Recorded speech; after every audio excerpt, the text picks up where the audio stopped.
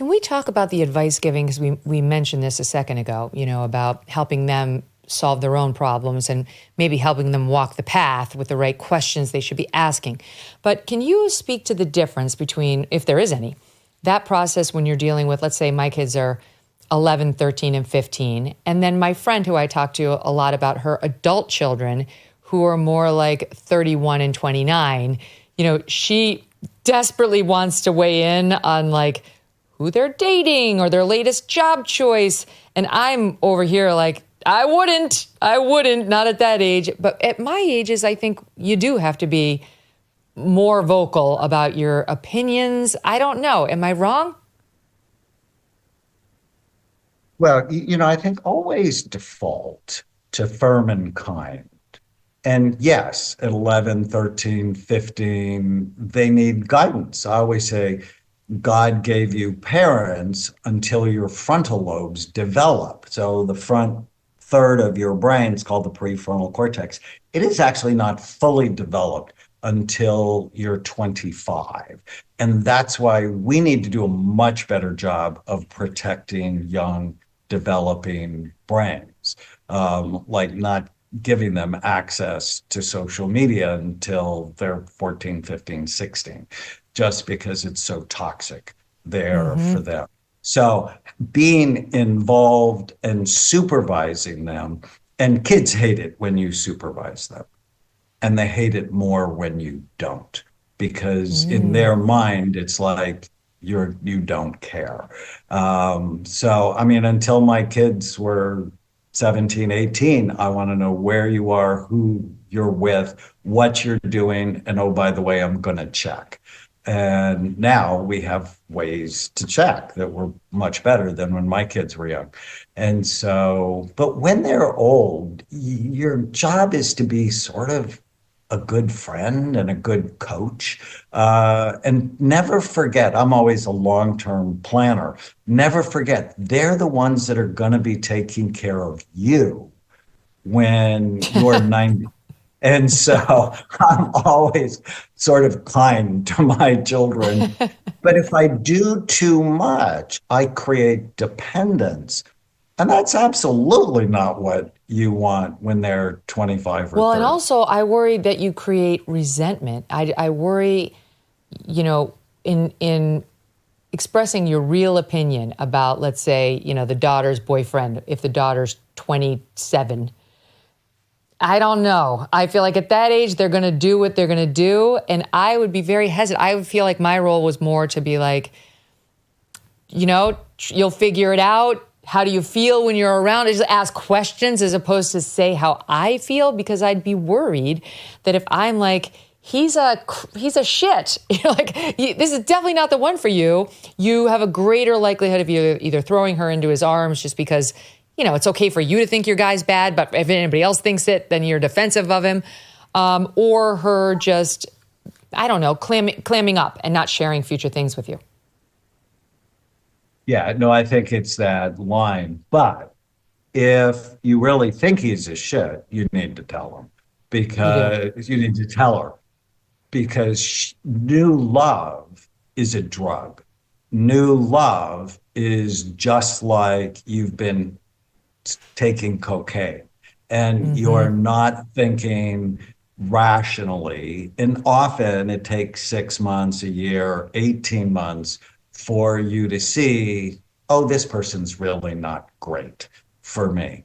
And it goes back to the relationship. If they know you want to spend time with them, that you're listening to them, that you're rooting for them, like a good coach. I always think, who's the best teacher you've ever had? Who's the best coach you've ever had?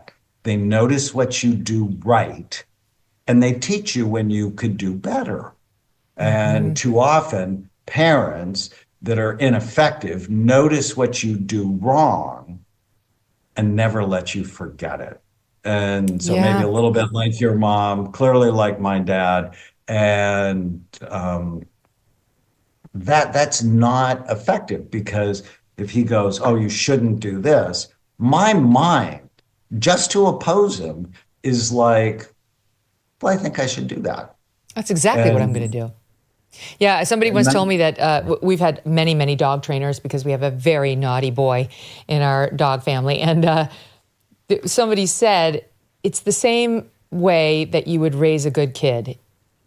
Expected behavior is not commented on. Great behavior, good extra behavior is praised fully and vocally. And negative behaviors are ignored. Unless they can't be, unless like he's in the process of biting somebody and like intervention is required. But I kind of like that, right? It's like you don't thank your kid for unloading the dishwasher because that's an expected chore that's part of being a member of this family. Same way they don't expect, I don't expect them to thank me for making my bed, like that kind of thing. But like an extra kindness or an extra moment of politeness or of them like looking out for each other, stuff you want to see a lot more of. Yeah, I vocally praise that profusely. Well, there's a part in the book, Raising Mentally Strong Kids, that I just loved so much. And I collect penguins. In my office at work, I have dozens of them. And the reason I collect penguins is, so I have 6 kids. And 3 of them are adopted. And I adopted my oldest, and he was hard for me. Argumentative, oppositional, and I really didn't like being a dad. I'm like, this is just no fun at all. And I was a child psychiatry fellow, so I was doing my child psychiatry training, and I'm talking to my supervisor about it, and she says, you have to spend more time with him, which was sort of the last thing I wanted to do. Right, it's so true, though. I was living in Hawaii at the time. That's where I did my child psychiatry fellowship. And I took my son to a place called Sea Life Park, which is on Oahu. And like SeaWorld, they have sea animal shows. And we went to the killer whale show, and that was great, and the dolphin show. But at the end of the day, he grabs my shirt and he goes, I want to see Fat Freddy. And I'm like, who's Fat Freddy? It's like, the penguin, Dad. Don't you know anything? And so we went to the Fat Freddy show, and it's this little chubby Humboldt penguin who is amazing. He comes out onto the stage. He climbs like a 12-foot ladder to a diving board, goes to the edge of the board, bounces, and then jumps in the water. And I'm like, whoa. And then he gets out of the pool, bowls with his nose, counts with his flipper, jumps through a hoop of fire. And at the end of the show, the trainer asked him to go get something. And Freddie went and got it. And he brought it right back. And at that moment, time stood still for me. And I'm like, I asked this child to get something from me, and he wants to have a discussion for like 20 minutes, and then he doesn't want to do it. And I knew my son was smarter than the penguin. So I go up to the trainer afterwards, and I'm like, how'd you get Freddie to do all these really cool things? And she looked at my son and then looked at me and said, unlike parents, whenever Freddie does anything like what I want him to do, I notice him. I give him a hug, and I give him a fish. And even though my son didn't like raw fish, I realized I was like my dad. When he did things I liked, I paid no attention to him at all. And when he didn't do things I liked, I gave him a ton of attention. Yeah, so I was inadvertently teaching him to do bad things to get my attention. You don't go out and buy a life jacket when the boat's already sinking, and you don't buy gold when the economy's already collapsed. Clearly, others are heeding this advice as gold hit all-time highs already this year. It's not too late for you, and you could have Birch Gold help you diversify into physical gold. Birch Gold specializes in helping you convert an existing IRA or 401k into a tax-sheltered IRA in physical gold for no money out of pocket. One recent 5-star review said Birch Gold was, quote, knowledgeable, helpful, non-pressure.